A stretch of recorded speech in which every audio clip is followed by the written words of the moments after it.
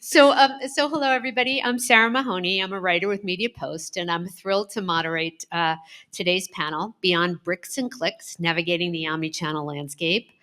I am with LeAnne and Amy, and they're going to introduce themselves shortly. But we'll just start by saying we've been kicking that omnichannel word around for actually Best Buy.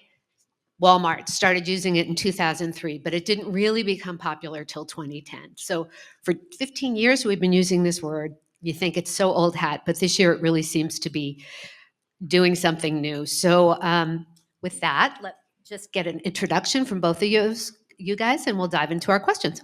Great. Thank you so much, Sarah. Hi, everyone. Excited to be on this panel. Thank you to the sponsors, and thank you for MediaPost for having us. My name is LeAnne Armstead Randolph. I work in e-commerce brand marketing for Kroger.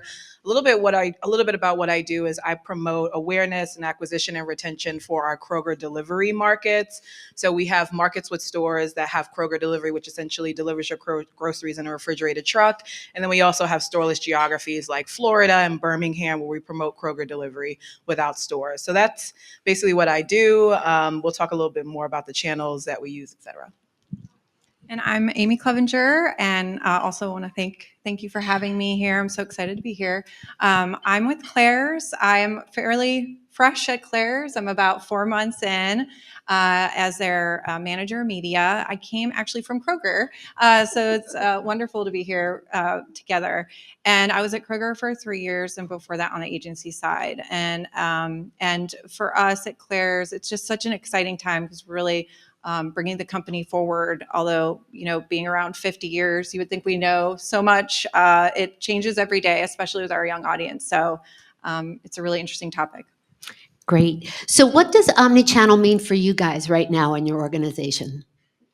Yeah, I can take this one first. I think omnichannel has a lot of different meanings, and I'll parse it out into 3 things that come to mind, specifically for Kroger. So it's personal experience with omnichannel. I will say the first thought of omnichannel is the type of store format. So e-commerce versus brick and mortar, that's always a lens that we have to look through in our marketing team. Then we have to look through the lens of acquisition versus retention and the different channels that we use to kind of drive all of those different parts of the funnel. So thinking of the top to the bottom of the channel strategy. And then I think of omnichannel and how we're structured internally. So we've been making a lot of changes internally to focus on the jobs to be done for the customer. And so we think of the type of format, when we think of the channels, the double click into that is how we're structured.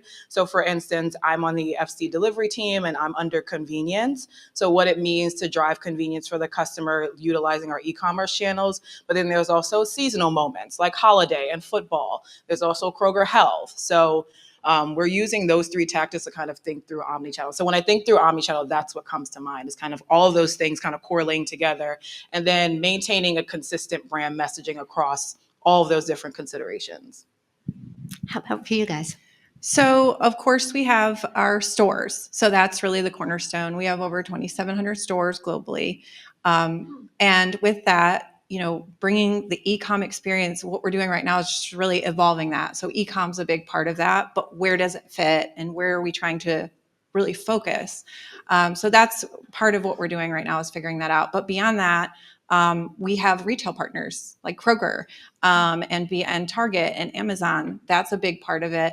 And lastly, I would say too, we've very recently launched our TikTok shop. So it's going beyond the more of our stores and our foundation to all the other ways that we can share our Claire's products with customers.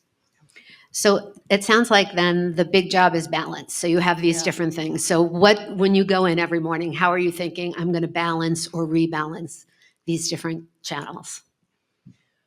We're figuring that out by the minute. So most recently, we really have been more focused on e-com. The technology was there. It was a little bit easier. Getting the store data and getting it into our campaigns and focusing from that perspective has been the biggest change. So we went from doing what was maybe perhaps easier to what we need to do and where we need to be for our customers. So that's really our focus is now, what actually should we be doing? And do we have the technology to do that? And if not, let's build that up. Yeah, agreed. Yeah, I would say it's hard to strike that balance. I think everyone in this room can think through if they're, working on e-commerce and also brick and mortar and have a lot of different modalities and services like we do at Kroger, how to strike that balance without cannibalizing. And I don't think there's one easy answer, but I think focusing and driving profitability for those objectives and goals as it relates as a company and your marketing team. So our objectives or goals are to drive new households, and we believe that we can use e-commerce to do that. Because when customers shop Kroger delivery, they like Kroger delivery, and then we see a halo effect of other e-commerce channels like pickup, like express delivery, and even shopping in store. So I think it's thinking through like where we can meet the customer, but then also like how we can leverage our like entire subset of modalities to really strike that balance. So that's what we're working on. So we want to hear more about how you're looking at performance marketing these right now. But even before we do that, it's so interesting that you're such different data organizations. So you're with Kroger, arguably the most data-rich corporation ever. I mean, in terms of like right up there with Walgreens and Amazon in terms of what you know about my favorite pasta brand, for example. And at Claire's, you're often catering to 6-year-olds. So it's a very different data story. Maybe just want to talk a little bit about how data is informing your omni-channel decisions on a regular basis. Yeah, I can go ahead. Okay. So for us, obviously, with COPA and different restrictions in terms of our end user and how we can target them, we do a lot of in-person research, panels, surveys. We try and get girls into the store, into, I guess, the example store. And we really want to get out of their mouths what they see, how they want to see the product, what would make them more interested, or what products are we missing. And so we're able to get that first-hand live data. But the people spending the money, the parents, that's where we have the data to focus. And so we have our first-party data still very, very recently launched a loyalty program, so like Kroger, but not quite to that scale. Mm-hmm. So the loyalty program obviously is a huge unlock for data as long as it's great data. And so we're leveraging that data and being able to do the lookalikes and trying to understand who is buying versus who are the end users with the girls. So we have to do a bit of a dual approach. Thank you for going first. I was trying to wrap my mind around how to answer this question because there's so many parts of data as it relates to Kroger. My mind goes to our sister company, 8051, who is essentially our data and analytics hub. They also run our retail media network. So when I think of data, I think in 2 silos. Our retail media networks, our start first. Just to be clear, I do not work for 8051. I collaborate with the colleagues and teammates, but we do work very closely. And I do know a little about their opportunities that they're trying to give to CPGs on leveraging some of the data that we know and sharing that back. So I will say there is an evolving relationship between 8051 Kroger and the CPGs to share data and allow that data to inform decisions as it relates to the retail media network. Also, on the Kroger marketing side, I would say that we use data for informing all of our decisions, from customer surveys, like Amy mentioned. For instance, I just recently ran a concept test where I put 2 concepts in front of customers to understand how they might engage before we move forward in the creative briefing process, to get an understanding of like if this concept would drive them to shop at Kroger more. Does it fit the action of trying Kroger grocery delivery? So those are all things included in the concept test of taking a subset of audiences that could be lookalikes to people who might shop at Kroger with Kroger delivery, and then understanding how they react to the creative. So that's one form of data that we're using. We also started to scratch the surface and using Nielsen Neuro to understand like how potential customers and existing customers are neurologically engaging with the creative. So we can kind of see the path of neurological engagement as relates to different scenes within our creative spots. And that helps us to make creative decisions on how a customer engages with a phone scene, because the on-app phone scene is so important to Kroger delivery because that's how you order groceries. How is the customer engaging? Do they kind of disconnect at certain points? And does that mean that the creative is not working for certain scenes? So all of that information is helping to to inform different creative decisions. And then I will say data just in general. So the performance mix modeling measurement that we use with our partner analytic partners to understand like how different channels are performing within this subset of Kroger delivery customers. So is streaming video working? Is TV working? So we also use those type of data to make budget decisions as we look for striving towards profitability and having less of a marketing expense. How do we choose and select those channels that really are the most effective? And data goes into that decision as well. So it's so great how all that data gives you such agility in terms of your media decisions, and you can be very creative with your media decisions. Yeah. A lot of times we hear from people that they wish their creative could be as agile as that. What's that relationship like for you now in terms of having your creative teams quickly develop messages that you can deploy as fast as you change your modeling mix? Yeah, absolutely. And I can answer first. I will say that we leverage our creative agency, who is DDB, that's our creative agency partners, and we leverage their resources on larger tentpole campaigns. So we also have a master brand strategy. So I don't know if anyone has seen the Krogies, like the little Krogi cartoons, if you live in a Kroger delivery market.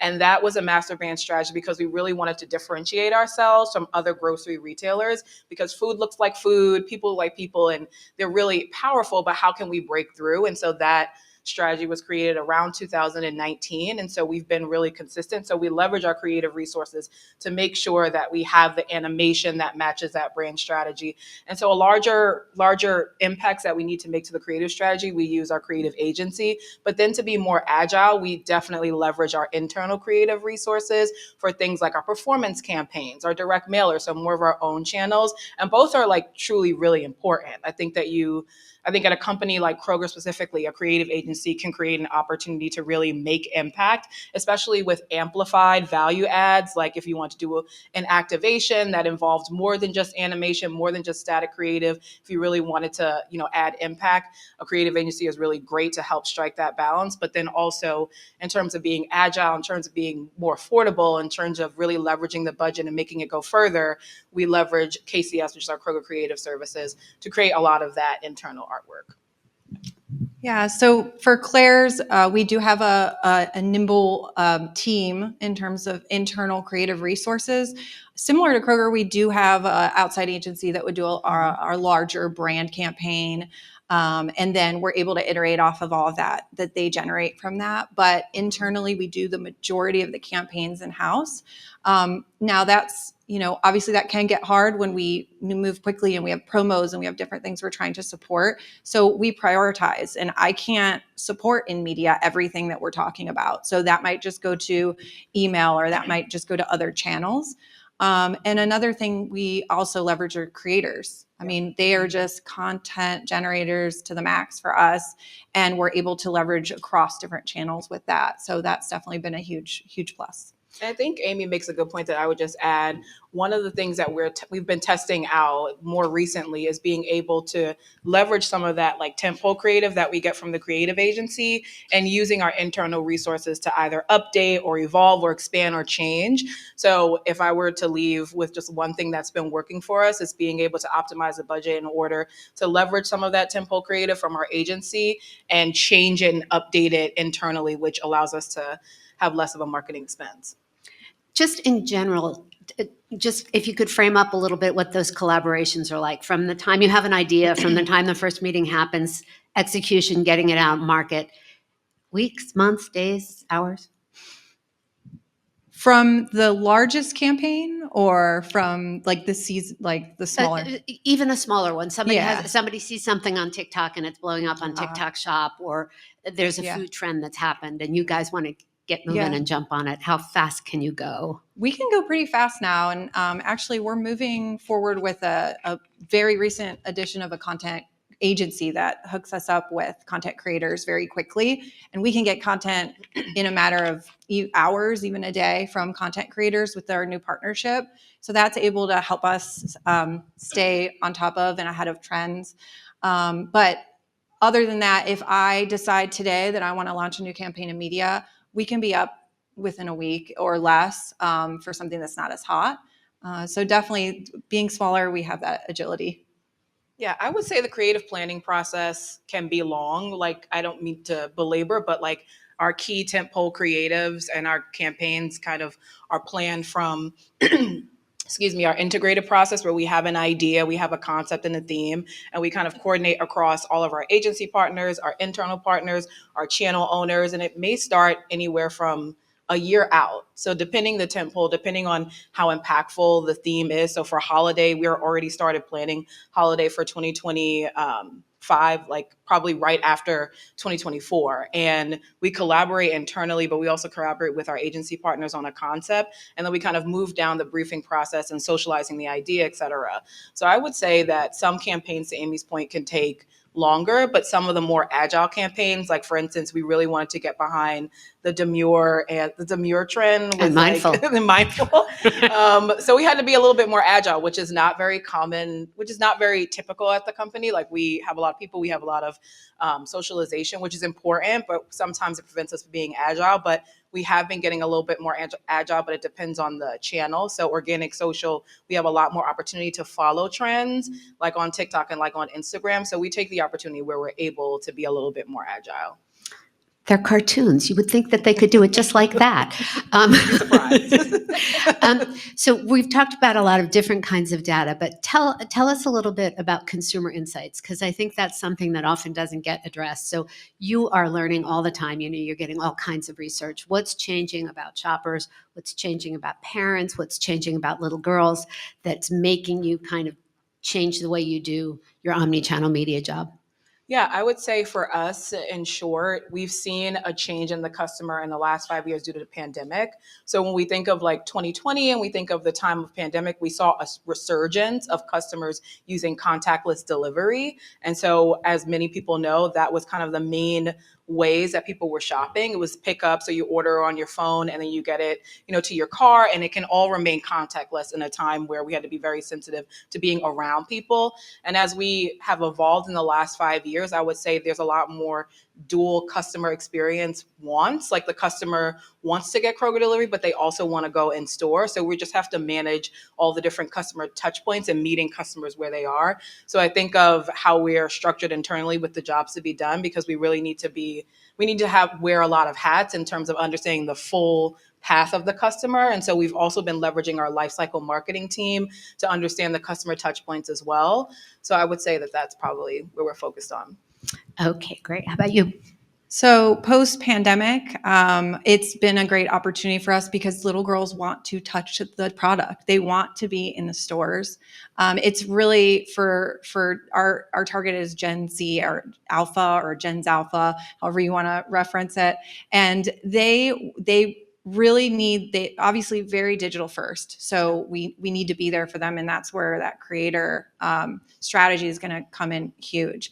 But bringing them into the store, they want to be able to feel it. They want their friends to tell them how much they love it. There's just so many things impacting it. So we are trying to get ahead of that for sure, and make sure our in-store experience, and it comes through, hiring more store employees to make that experience better. And even if they don't interact with them, just making sure the store is laid out so that it's exactly how that generation wants to interact with the product. I'm sorry, but we have to start wrapping it up. Oh. So let's end with one last question. I just love to hear, what's the hardest part of your job right now? I can take this one. Few things come to mind. I'll focus on the first one. I think acquisition, trying to, get people to try Kroger delivery. Once they try it, they love it. But I think acquiring new households in certain areas, right? Because Kroger has a really strong brand awareness across the country, but not necessarily Kroger delivery. So I think it's trying to build up that awareness and make sense of how the customer can incorporate Kroger delivery in their lives. So I would say that acquisition is probably our main objective for this year as it relates to Kroger delivery and as it relates to other areas for Kroger. And then also getting the customer to drive an additional trip, because we know that they need it. But, how do we get the customer to engage with Kroger more? Because once they get to Kroger, they realize that there's a lot of offerings. So I would say acquisition and driving additional trips is probably what's on my mind. Yeah. So for us, I would say the hardest thing right now is getting out of the lower funnel. So we are very lower funnel focused, and we are right now. I'm so excited because we're onboarding a new performance agency that'll actually help us get up higher in the funnel, just like Joe was talking about earlier. So I think that's very much on my mind, is just getting to us to the right mix, and also just truly understanding our audience, because obviously we can't market to little girls, and but who's actually buying the product, and what's the best way to talk to them. So a lot's on my mind. Obviously, coming in, anytime you start, I know we were talking about this before we got here, but anytime you start with a new opportunity, you feel like you just see things so clearly. So I have a lot on my mind. Okay. I would add one thing. Yes, please. And this is more of like an exciting challenge, but just tapping into some of the low-hanging fruit opportunities that might just seem like relatively easy wins. I would say that's also something that is an exciting challenge for me right now at Kroger. So things like promo codes, if you can believe it, we don't have a promo code strategy. We don't have refer a friend. And those are things that are kind of, to me, low-hanging fruit that can really drive things like acquisition. So, with a company with a lot of priorities, one of the exciting challenges is trying to get, your innovation, your focus for your particular area of expertise prioritized. And that's something that we're also working on. Oh, that's great. Well, Yeah. listen, we so appreciate your coming and doing this. And I think we have questions there. Thank you very much, you guys. Yeah, thank you.